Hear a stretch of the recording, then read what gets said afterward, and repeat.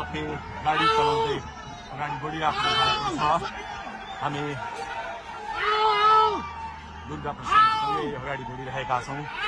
यहाँ निकै ठुलो मात्रामा युवाहरूको उपस्थिति देख्न सकिन्छ।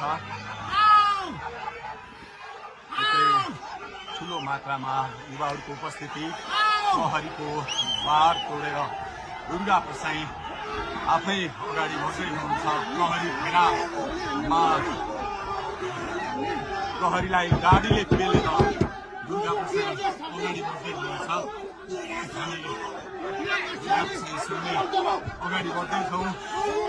यहाँ कसैले रोक्न सक्ने अवस्था छैन। जसरी प्रहरीलाई दुर्गा प्रसाईले पेलेर अगाडि बढिरहेको भएको छ। प्रहरी गाडीको चाबी खोज्न लागिपरेको छ र दुर्गा प्रसाईले प्रहरीको एक लेयर तोडिसक्नु भएको छ र अब अगाडि सशस्त्र प्रहरीको टोली रहेको छ।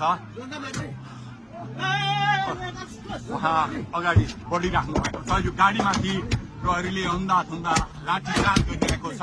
तपाईँ देख्न सक्नुहुन्छ दुर्गा प्रसाईको गाडीलाई प्रहरीले रोकिराखेको अवस्था। उहाँले यो प्रहरीका सम्पूर्ण सुरक्षा घेरा तोडेर दुर्गा प्रसाई अगाडि बढ्नु भएको छ।